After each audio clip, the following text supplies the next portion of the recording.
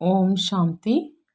அவ்யக்த முரளி 12/3/1982. அவ்யக்த பாப்தாதா, மதுபன். இன்றைய முரளியின் தலைப்பு சைத்தன்ய மலர்களில் வண்ணம், ரூபம், நறுமணத்தின் ஆதாரம். இன்று தோட்டத்து உரிமையாளர் தந்தை தன்னுடைய சைத்தன்ய பூந்தோட்டத்தில் அநேக விதமான மலர்களை பார்த்துட்ருக்கிறாங்க. பாப்தாதாவுக்கும் கூட இந்த மாதிரி ஆன்மீக பூந்தோட்டம் கல்பத்தில் ஒரு தடவை தான் கிடைக்கிது.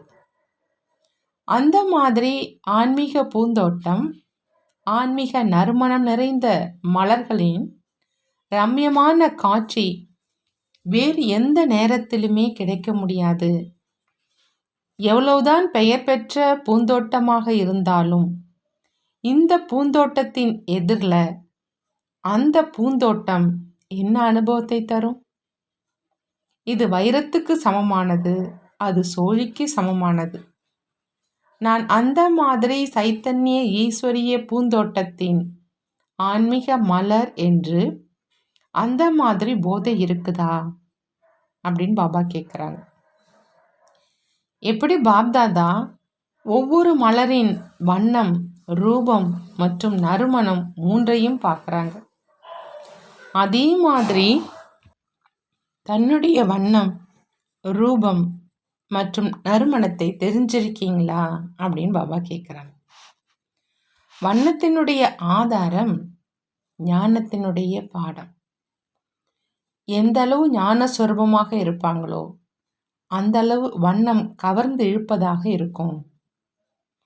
எப்படி ஸ்தூல மலர்களினுடைய வண்ணத்தை பார்க்குறீங்க, விதவிதமான வண்ணத்தை பார்க்குறீங்க, அதில் சில வண்ணம் விசேஷமாக தூரத்தில் இருந்தே கவர்ந்து இழுப்பதாக இருக்கும். பார்த்த உடனேயே இது எவ்வளோ அழகான மலர் அப்படின்னு வாயிலிருந்து இந்த மகிமை அவசியம் வெளியாகும். மேலும் இதை பார்த்துக்கிட்டே இருக்கலாம் அப்படின்னு மனசு விரும்பும். அதே மாதிரி ஞானத்தினுடைய வண்ணத்தில் வண்ணமயமாக்கப்பட்ட மலர் எவ்வளோ அழகாக இருக்கும். அதே மாதிரி ரூபம் மற்றும் நறுமணத்தினுடைய ஆதாரம் நினைவு மற்றும் தெய்வீக குணங்கள் நிறைந்தவங்க. வண்ணம் மட்டும் இருக்குது, ஆனால் ரூபம் இல்லை அப்படின்னா கவர்ந்து இழுப்பதாக இருக்காது.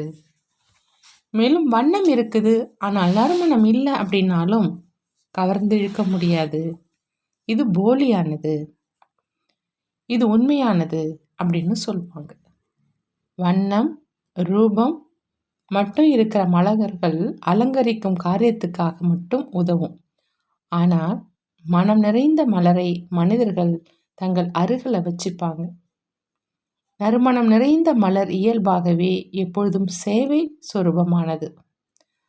ஆகவே நான் எந்த மாதிரியான மலர் அப்படின்னு தன்னைத்தானே கேளுங்கிறாங்க பாபா. எங்கே இருந்தாலும் இயல்பாகவே சேவை நடந்துட்டுருக்குது அப்படின்னா ஆன்மீக வாயுமண்டலத்தை உருவாக்குவதற்கு பொறுப்பாளராக ஆகியிருக்கீங்க.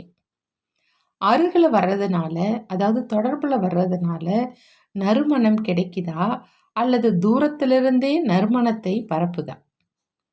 ஒருவேளை ஞானம் கேட்டீங்க, யோகா செய்யும் பயிற்சி உடையவராக ஆகிட்டீங்க, ஆனால் ஞான சொரூப மற்றும் யோகி வாழ்க்கையில் நடைமுறையில் தெய்வீக குணம் நிறைந்தவராக ஆகலை அப்படின்னா அலங்காரம் மட்டும் இருக்குது. அதாவது பிரஜையாகி விடுவார். ராஜாவின் பிரஜை அலங்காரம்தான்.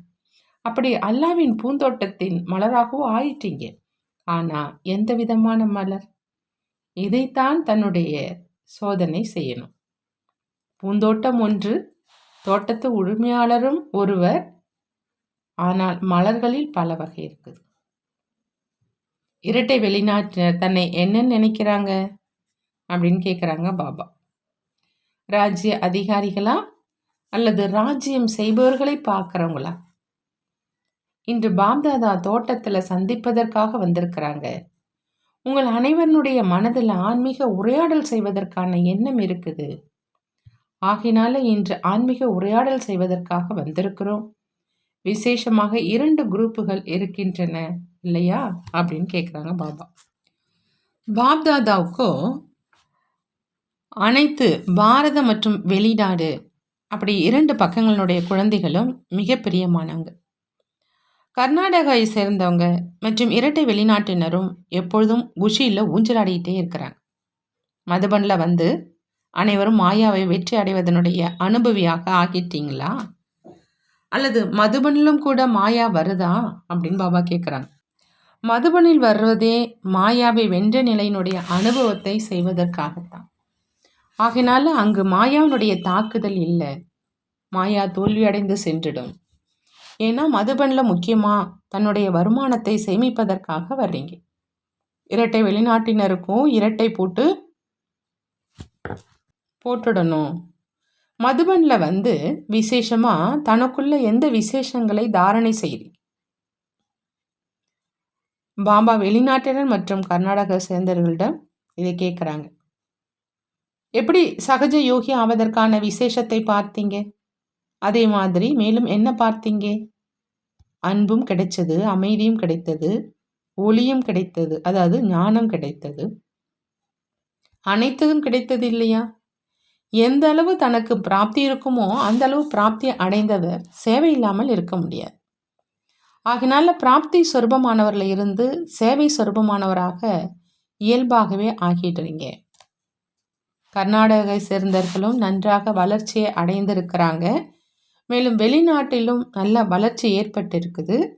வெளிநாட்டினர் நல்ல சேவை நிலையங்களையும் மேலும் சேவாதாரிகளையும் உருவாக்கியிருக்கிறாங்க. பாப்தாதாவும் குழந்தைகளுடைய தைரியம், ஊக்கம், உற்சாகத்தை பார்த்து மகிழ்ச்சி அடைகிறாங்க. வெளிநாட்டிலும் சரி பாரதத்திலும் சரி குழந்தைகளிடம் சேவைக்காக இருக்கும் ஊக்கம் உற்சாகத்தை பார்த்து தந்தை குஷி அடைகிறாங்க. நல்லது. யார் சேவை நிலையத்தில் இருக்கிறாங்களோ மற்றும் சேவையில் ஆஜராக இருக்கிறீங்களோ அவங்க பாரதத்தில் அல்லது வெளிநாட்டில் இருந்தாலும் அனைவருமே அமிர்த வேலை யோகாவை சக்திசாலியாக வைக்கிறீங்க. இந்த குரூப் மிக நல்ல குரூப். ஆனால் நல்ல நல்ல குழந்தைகளையும் மாயா நல்ல முறையில் பார்க்குது. மாயாவுக்கும் அவர்கள் மிகவும் பிடித்தமானவர்களாக இருக்கிறாங்க. ஆகையினால மாயாவை வென்றோராக ஆகணும். ஏன்னா பொறுப்பில் இருக்கும் ஆத்மாக்களாக இருக்கீங்க இல்லையா? ஆகையினால விசேஷ கவனம் வேணும். பொறுப்பாளராக இருக்கும் ஆத்மாக்கள் எந்த அளவு சக்திசாலியாக இருப்பாங்களோ அந்த அளவு வாயுமண்டலத்தை சக்திசாலியாக ஆக்க முடியும். இல்லை அப்படின்னா வாயுமண்டலம் பலகீனமாகிடும், பிரச்சனைகள் அதிகமாக வரும். சக்திசாலியான வாயுமண்டலம் இருக்கும் காரணத்தினால தானும் விக்ன விநாசக், அதாவது தடைகளை அழிப்பவராக இருப்பாங்க. மேலும் மற்றவர்களுடைய தடைகளை அழிப்பதற்கு பொறுப்பாளராகவும் ஆவாங்க. எப்படி சூரியன் அதுவே பிரகாசம் நிறைந்ததாக இருக்கும் காரணத்தினால இருளை அகற்றி மற்றவர்களுக்கு வெளிச்சம் கொடுக்குது மற்றும் குப்பைகளை பஸ்பம் செய்து. ஆகையினால யார் பொறுப்பாளர் ஆகியிருக்கும் ஆத்மாக்களோ அவங்க சக்தி நிறைந்த விக்ன விநாசக் நிலையில நிலைத்திருப்பதற்கான கவனம் வைங்க. தனக்காக மட்டுமல்ல, கையிருப்பும் சேமிப்பாகி இருக்கணும். அதன் மூலம் மற்றவர்களையும் தடைகளை அகற்றுபவராக ஆக்க முடியும். இந்த குரூப்பில் பெரும்பான்மையோர் மாஸ்டர் ஞானசூரியனாக இருக்கிறாங்க. இப்போ நான் மாஸ்டர் ஞானசூரியன் அப்படிங்கிற இந்த நினைவு சொரூபமாகி இருக்கணும். தானும் பிரகாச சொரூபம் மற்றும் மற்றவர்களின் இருளையும் அகற்றுபவர். நல்லது. மதுபனை சேர்ந்தவர்களும் பாப்தாதாவினுடைய நினைவில் இருக்கிறாங்க. மதுபனி வாசிகளும் பிராமண குடும்பத்தினுடைய பார்வையில் இருக்கிறாங்க. இப்போ மதுபனின் மகிமை செய்கிறீங்க அப்படின்னா எதிரில் மதுபனி வாசி வராங்க.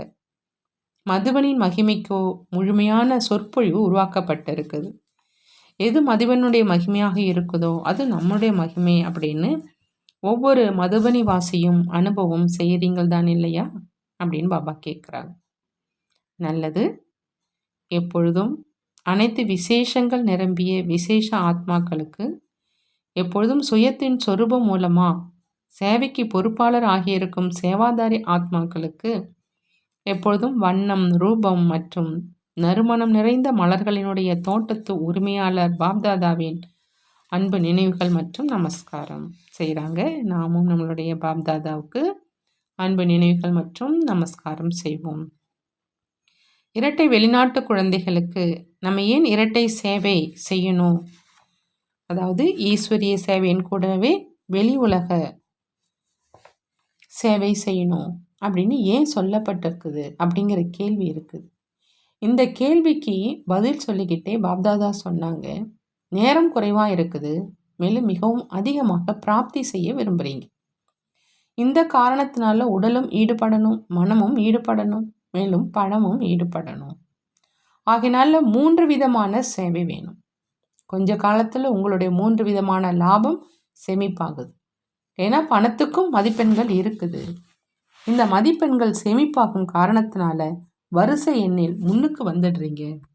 அப்படி உங்களின் லாபத்துக்கு தன்னுடைய பணத்தை ஈடுபடுத்தினீங்க என்றால் பணத்தின் பாடத்திலும் ஒன்றிற்கு பல மடங்கு கிடைக்கிது.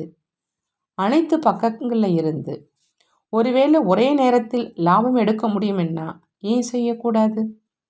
மற்றபடி எப்பொழுது பொறுப்பாளர் ஆகியிருக்கும் ஆத்மாக்கள் இவருக்கு நேரமே இல்லை, ஓய்வே இல்லை, தனது உணவை அருந்துவதற்கும் நேரம் கிடைப்பதில்லை, இவர் இந்தளவு பிஸியாகிட்டார் என்றால் இயல்பாகவே அதிலிருந்து விடுவிக்கப்பட்டு விடுவார். ஆனால் எதுவரை அந்தளவு பிஸியாகவில்லையோ இது அவசியம், இது வீணாக செல்லாது, இதற்கும் மதிப்பெண்கள் உண்டு.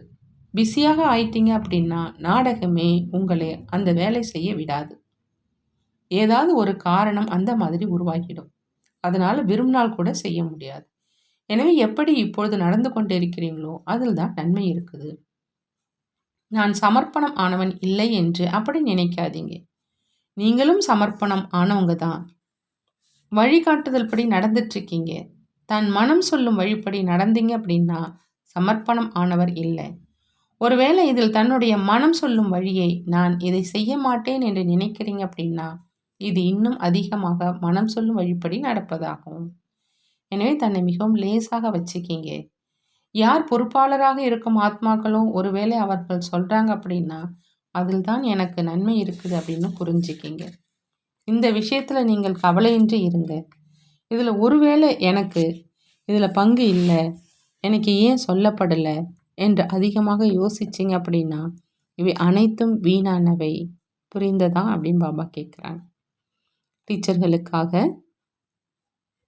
டீச்சர்களுக்காக சேவை ஸ்தானம் எதுன்னு பாபா கேட்குறாங்க. டீச்சர்கள் எப்பொழுதும் உலக மேடையில் இருக்கிறாங்க. உங்களுடைய சேவை ஸ்தானம் உலக மேடை. நான் மேடையில் இருக்கிறேன் அப்படின்னு புரிந்து கொள்வதனால ஒவ்வொரு காரியத்தையும் கவனமாக செய்வீங்க. ஏதாவது நிகழ்ச்சி செய்கிறீங்க அப்படின்னா மேடையில் அமர்ந்திருக்கும் நேரம் எவ்வளவு கவனம் இருக்குது, அலட்சிய போக்கு இருக்காது. அப்படி டீச்சர்கள் ஆவது அப்படின்னா உலக மேடையில் இருப்பது. சென்டரில் 2 சகோதரிகள் இருக்கிறீங்கன்னா இருவர் இல்லை, ஆனால் உலகின் எதிரில் இருக்கிறீங்க. வரதானம்: பிராமண வாழ்க்கையில் எப்பொழுதும் சுகத்தின் அனுபவம் செய்யக்கூடிய மாயாவை வென்றவர், கோபத்தை வென்றவர் ஆகுக. மாயாவை வென்றவர் கோபத்தை வென்றவராக ஆகணும் அப்படின்னா பாபா சொல்கிறாங்க, பிராமண வாழ்க்கையில் எப்பொழுதும் சுகத்தினுடைய அனுபவம் செய்யணும். பிராமண வாழ்க்கையில் ஒருவேளை சுகத்தின் அனுபவம் செய்யணும் அப்படின்னா கோபத்தை வென்றவர் ஆவது மிக அவசியம். யாராவது தீய வார்த்தைகள் கூறி திட்டினாலும் இழிவுபடுத்தினாலும் ஆனால் உங்களுக்கு கோபம் வரக்கூடாது. அடக்குமுறையை காட்டுவது கூட கோபத்தினுடைய அம்சமாகும். கோபப்படத்தான் வேண்டியது இருக்குது, இல்லை அப்படின்னா வேலை நடக்காது என்று அப்படி இல்லை. இன்றைய நாட்களின் நேரத்துக்கு ஏற்றபடி கோபத்தினால் காரியம் கெட்டுடுது. மேலும் ஆத்மீக அன்பு மூலம் அமைதியாக இருந்தால் கெட்டுப்போன காரியமும் சரியாகிடுது. எனவே இந்த கோபத்தை மிகப்பெரிய விகாரம் அப்படின்னு புரிஞ்சுக்கிட்டு மாயாவை வென்றவர், கோபத்திலிருந்து விடுபட்டவர் ஆகுங்கிறாங்க பாபா. ஸ்லோகன்: உங்களுடைய உள் உணர்வை அந்த மாதிரி சக்திசாலியானதாக ஆக்குங்க. அதன் மூலம் அநேக ஆத்மாக்கள் உங்களுடைய உள் உணர்வு மூலமா தகுதியானவர் மற்றும் யோகி ஆகிவிடட்டும். உங்களுடைய உள் உணர்வை சக்திசாலியானதாக ஆக்குங்க. அந்த மூலமா அநேக ஆத்மாக்கள் உங்களுடைய உள் உணர்வு மூலமா தகுதியானவரா மற்றும் யோகியாக ஆகிவிடட்டும். நல்லது. ஓம் சாந்தி. நன்றி பாபா, நன்றி.